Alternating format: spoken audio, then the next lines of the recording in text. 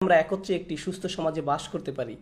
এই নিয়মগুলো শুধু এজন্যই নয় যে আমরা মুসলিমরা কিভাবে একে অন্যের সাথে ব্যবহার করব, বরং এটা সমগ্র মানবতার জন্য কিভাবে আমরা আমাদের চারপাশের মানুষের সাথে ব্যবহার করব, এগুলোর প্রত্যেকটি নিজে এক একটি খুতবার বিষয়বস্তু হতে পারে।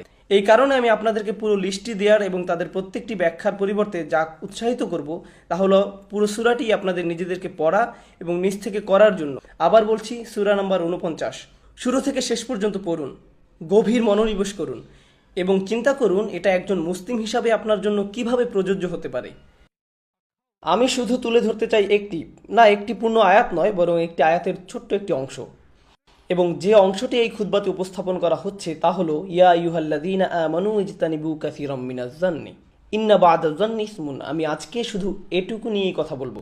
মোটামুটি অনুবাদ করলে আয়াতটির অর্থ দাঁড়ায়, তোমাদের মধ্যে যারা বিশ্বাস স্থাপন করার দাবি করেছো পরিহার করো, এড়িয়ে চলো অথবা যতটা সম্ভব দূরত্ব বজায় রাখার চেষ্টা করো অনুমান করা থেকে। ইন্না বা'দাজ-যান্নি ইসমুন। কোনো সন্দেহ নেই যে সন্দেহ থেকেই পাপের উৎপত্তি হয়। এটা হলো আয়াতটির প্রাথমিক অনুবাদ। আমরা এখন পর্যবেক্ষণ করার চেষ্টা করব যে আয়াতটিতে গভীরভাবে কি বোঝানো হয়েছে ইনশাআল্লাহ। সবার আগে আমি আপনাদের এটা বলতে চাই যে ঠিক এর আগের আয়াতটিতে বলা হয়েছে অন্যদের নিয়ে ঠাট্টা না করার ব্যাপারে, লা ইয়াসখার কওমুম মিন কওম। এটা আপনার বা আমার জন্য ঠিক নয় যে আমরা একদল আরেক দলকে নিয়ে ঠাট্টা করব। আপনারা খেয়াল করলে দেখবেন যে জনপ্রিয় কমেডি শোতে, যেমন ধরুন স্ট্যান্ড আপ কমেডি অথবা কমেডি কার্টুন বা যেসব কমেডি অনুষ্ঠান করা হয়, সেখানে কোনো একটা বিশেষ জাতিকে নিয়ে ঠাট্টা করা হয়। যেমন আরবদের কোনো প্রথা নিয়ে ঠাট্টা করা, অথবা মেক্সিকানদের নিয়ে ঠাট্টা, কোনো কালো বর্ণ বা সাদা বর্ণের লোকদের নিয়ে তামাশা করা, কিংবা এশিয়ান বা ইন্ডিয়ানদের নিয়ে তামাশা করা। তারা ব্যঙ্গ করে কিভাবে তারা কথা বলে, কিভাবে তারা পোশাক পরিধান করে, তা নিয়ে তারা তামাশা করে। তারা কি খায় তা নিয়ে তারা কৌতুক করে, আর সবাই এতে খুব মজা পায়। যাই হোক, এই আয়াতটি এটাই বলছে যে এ ধরনের কৌতুক কোনো ভালো জিনিস নয়। লা ইয়াসখার কওমুম মিন কওম। তোমাদের এটা করা উচিত নয়। এটা এমন কিছু নয় যা অন্যদের প্রতি আপনার মনে সম্মানবোধ সৃষ্টি করবে সাংস্কৃতিক দিক থেকে, বরং এটা আসলে অসহিষ্ণুতার ধারণা সৃষ্টি করে। অন্যদের নিয়ে হাসাহাসি করা, তাদের নিচু মনে করা বা নিজেকে তাদের চেয়ে ভালো মনে করার একটা প্রবণতা তৈরি করে। কিন্তু আজকের আলোচনার বিষয় এটি নয়, বিষয় হলো অনুমান করা। আমি আপনাদেরকে বলতে চাই যে অনুমান আসলে এসেছে এমন ঠাট্টা বিদ্রুপ করা থেকেই। এটা শুরু হয় আমি শুধু মজা করছি, আমি এমনি বলছি, শুধুই ঠাট্টা করছি। আর যখন এটা যথেষ্ট পরিমাণে করা হয়ে যায়, তখন আপনার মনে এমন একটা ধারণা তৈরি হয় যে তারা মনে হয় আসলেই এমন। এটা মজা করা দিয়ে শুরু হয়, কিন্তু শেষ পর্যন্ত তা দোষ ধরাতে পরিণত হয়। আপনি বিশ্বাস করতে শুরু করেন যে যাদের নিয়ে আপনি এতদিন মজা করেছেন তারা আসলেই সেরকম যেমনটি আপনি বলেছেন, পুরোপুরি সেরকম যেমন আপনি বলেছেন। এটা শুধু সীমিত নয়, আমি আবার বলছি, এটা শুধু সীমিত নয় গোষ্ঠীর জন্য, বরং ধর্মের জন্য সত্য। মানুষের বিভিন্ন বিশ্বাসের ক্ষেত্রেও প্রযোজ্য। যেমন ধরুন, ইন্দো পাক অঞ্চলের লোকেরা শিখ ধর্মাবলম্বীদের নিয়ে মজা করে, শিখদের নিয়ে অনেক ধরনের জোক প্রচলিত আছে। এটা গ্রহণযোগ্য নয়। তারপর স্বাভাবিকভাবেই এমন হয় যে বাংলাদেশিরা পাকিস্তানিদের নিয়ে জোক করে, পাকিস্তানিরা বাংলাদেশিদের নিয়ে ঠাট্টা করে।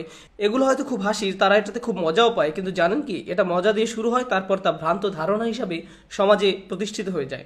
এটা সমাজের কাছে গ্রহণযোগ্য হয়ে যায়। আর এমন অবস্থা হয় যে তারা যতবার এমন জোক করে তাদের ধারণা ততই মজবুত হতে থাকে। আর যখনই তারা অন্য জাতির কাউকে দেখে, তখন তাদের মনে ওই ব্যক্তি সম্পর্কে যে ধারণা তৈরি হয় সেটিও খুব ভালো ধারণা নয়। কারণ আপনারা কোরআনে কখনোই এমনটি পাবেন না। আর এ কারণেই এই আয়াতটি বিশেষ গুরুত্বপূর্ণ। আপনারা কখনোই কোরআনে পাবেন না যে কোনো কিছু চিন্তা করার জন্য আমাদেরকে জবাবদিহি করতে হবে। আপনারা হয়তো আগেই জেনেছেন যে আমাদের কৃতকার্যের জন্য আমাদেরকে জবাব দিতে হবে, কিন্তু আপনি যদি কোনো কিছু চিন্তা করে থাকেন, আপনার মনে হয়তো কোনো খারাপ চিন্তা এসেছে, আপনি সেই অনুযায়ী কিছু করেননি, কিছুই করেননি, এটা শুধুমাত্র চিন্তা ছিল যা মাথায় এসেছিল, তাহলে আপনার কোনো দোষ নেই। আপনি যা চিন্তা করেছিলেন তা আপনি করেননি, তাহলে আপনি এখনও ঠিক আছেন। কিন্তু এর কিছু ব্যতিক্রম আছে, যেমন নিয়ত করাটা এক ধরনের চিন্তা। এমনকি আপনার নিয়ত যদি খারাপ হয় কিন্তু কাজ ভালো হয়, শুধু নিয়তের কারণে আপনার কাজের প্রতিদান কমে যেতে পারে। এর আরেকটি বিশেষ গুরুত্বপূর্ণ এবং অনন্য ব্যতিক্রম হলো এই আয়াতটি, ইজতানিবু কাসীরাম মিনাজ-যান ফাইনা ইয়াতাজ-যান। আল্লাহ বলেন যতটা সম্ভব দূরে থাকো এই ধরনের জান থেকে, যেটাকে এই মুহূর্তে আমরা খুব প্রাথমিক অনুবাদে অনুমান করা হিসাবে বলছি।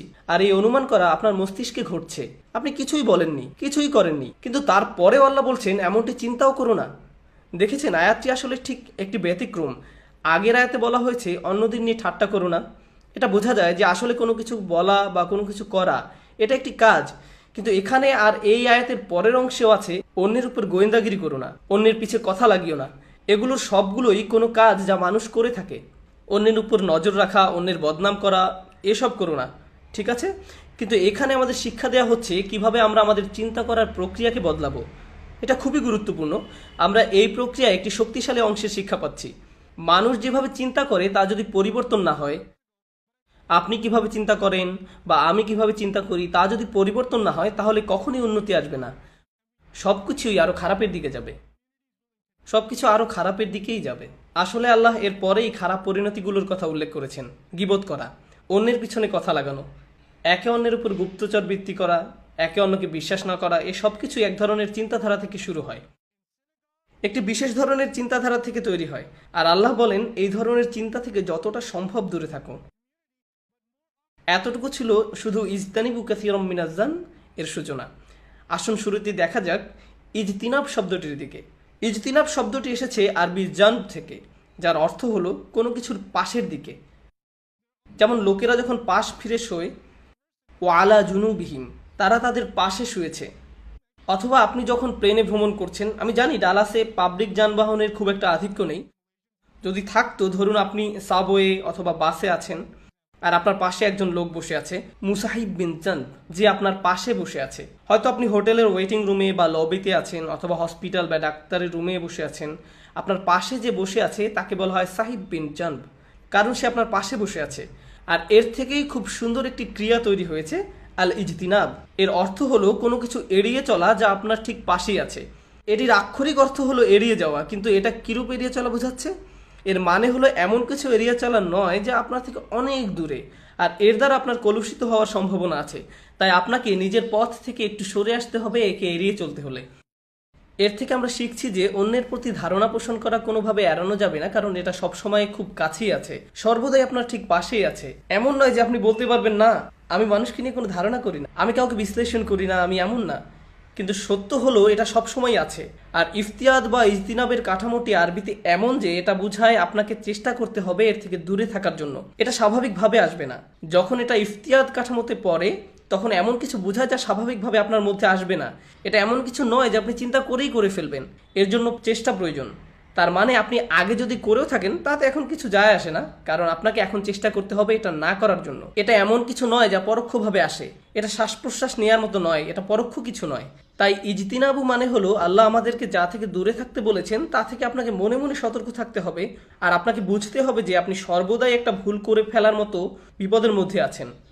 কেউ এটা মনে করতে পারবে না যে সে যথেষ্ট আত্মশুদ্ধি লাভ করেছে বা পবিত্রতা লাভ করেছে এই ভুল করা থেকে। যদি এমনটা না হতো তাহলে আল্লাহ খুব সহজে আমাদের বলতে পারতেন লা তাজুনব। এটা খুব সহজ একটা নির্দেশ। সবচেয়ে ভালো বক্তব্য হলো যখন কম বলা হয়, অনুমান করো না, লা তাজুনুব আম বাদিকুম বাদা, একে অন্যের প্রতি ধারণা পোষণ করো না। কিন্তু তিনি বলেছেন ইজতানিবু কাসীরাম মিনাজ-জান্নি।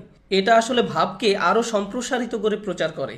এটা শুধু অনুমান করো না, এর থেকে বেশি কিছু প্রকাশ করছে। এটা এড়িয়ে চলো, কারণ এটা সর্বদাই ঠিক তোমার পাশে থাকবে। এরপর তিনি যুক্ত করেছেন কাসীরন। এটাও খুবই আজব। যখন ইব্রাহিম আলাইহিস সালাম দোয়া করেছিলেন যে আমাদেরকে মূর্তি পূজা থেকে বিরত রাখুন, তিনি কিন্তু কাসীরন শব্দটি যুক্ত করেননি, আমাকে এবং আমার বংশধরদেরকে মূর্তি পূজা থেকে বিরত রাখুন। তিনি এমনটা বলেননি।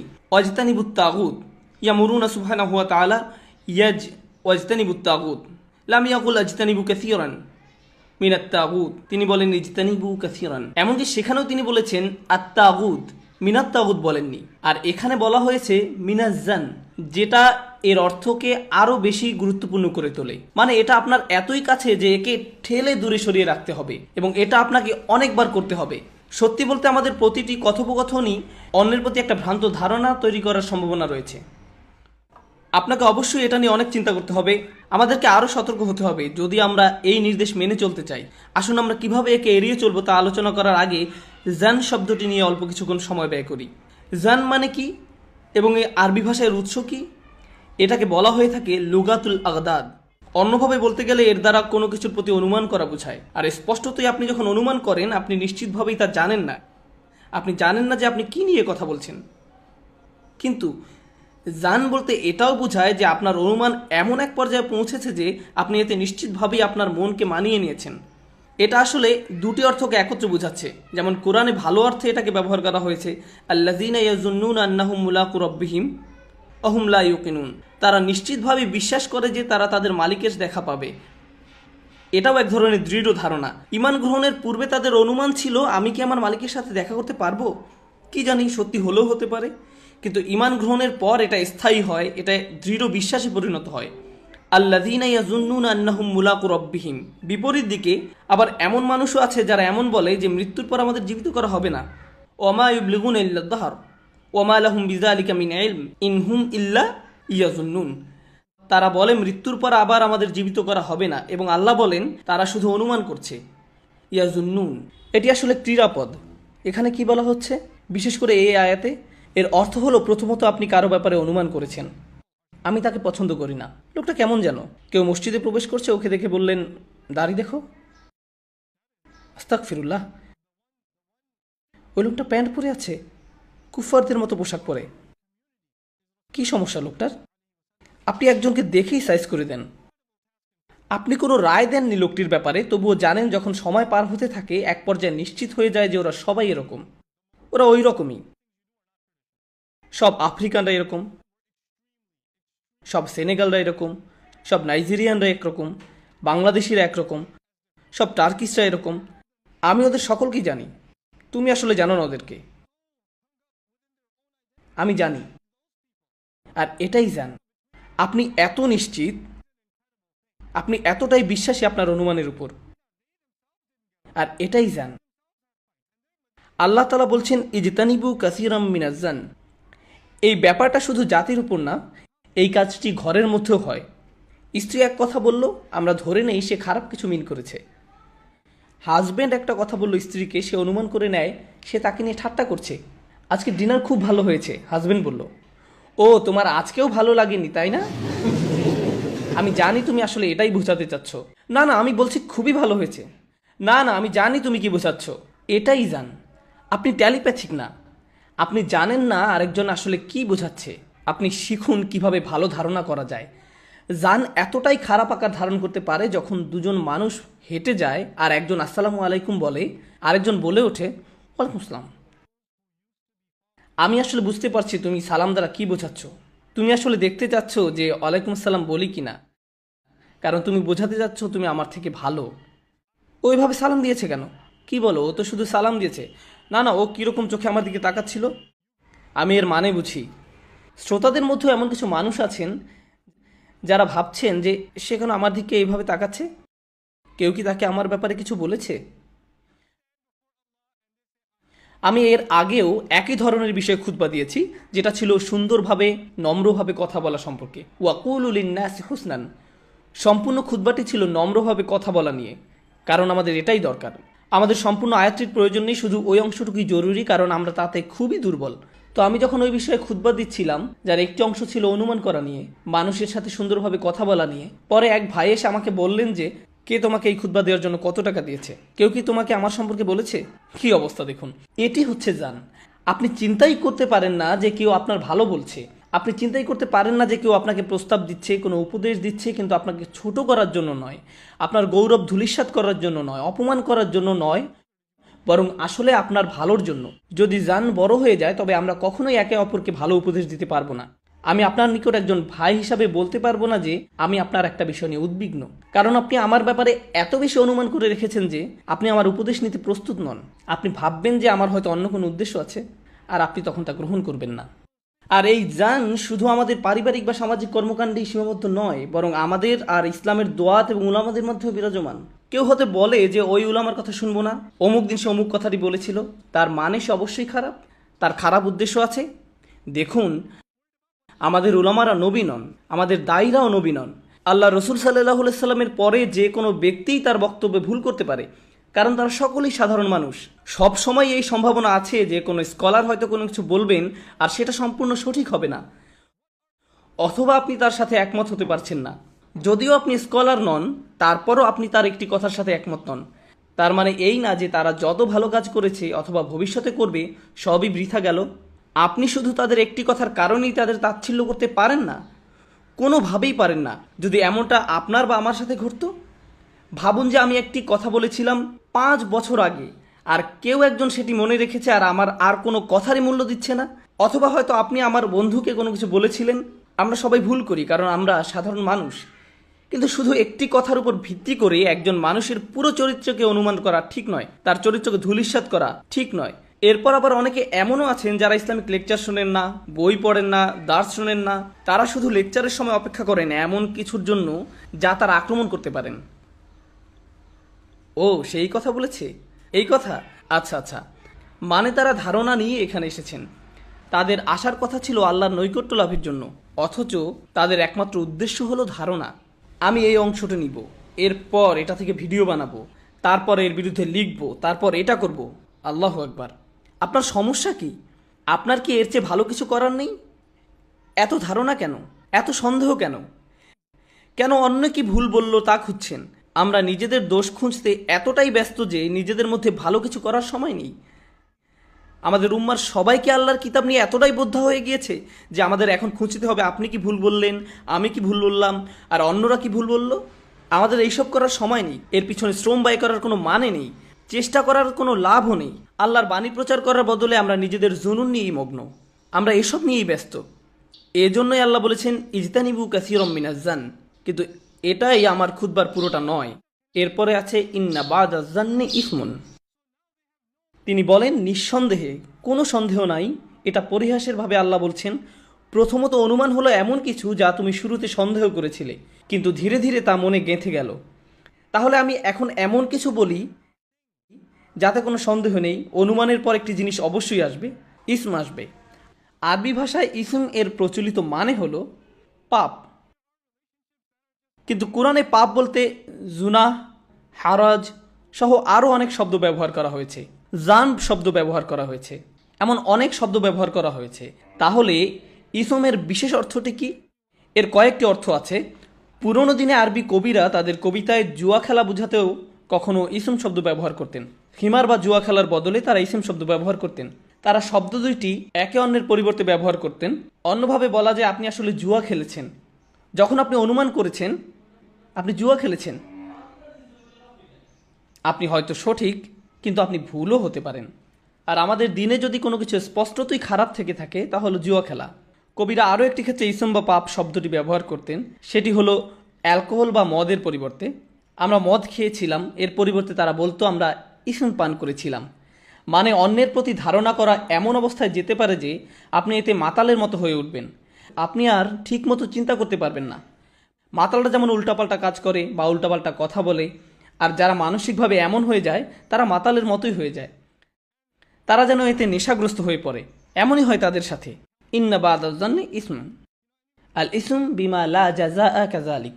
ইসম শব্দটি ক্ষতিপূরণ অর্থও ব্যবহার করা হয়, মানে এটা যেমন তেমন কোনো পাপ নয়, এটা এমন পাপ যার জন্য আপনাকে ক্ষতিপূরণ দিতে হবে। আপনি এর মূল্য দিবেন আর বাকিরা এর প্রতিফলন দেখবে। এটা এমন নয় যে ফেরেশতারা লিখে নিল, কেউ দেখলো না, শুধু শেষ বিচারের দিন তা দেখা যাবে। না, আপনি এই দুনিয়াতেই এর কুপ্রভাব দেখতে পাবেন। আপনি এখানেই অনুমান করার কুপ্রভাব দেখবেন। ভ্রাতৃত্ব নষ্ট হবে, সংসারে ফাটল দেখা দিবে, কারণ লোকজন অনুমান করে যে অন্যের মনে কি আছে। পুরো জাতি হয়তো যুদ্ধের জন্য প্রস্তুত হবে কোনো একটা অনুমানের কারণে। কতগুলো রাজনৈতিক স্ক্যান্ডাল হয়েছে অনুমানের উপর ভিত্তি করে।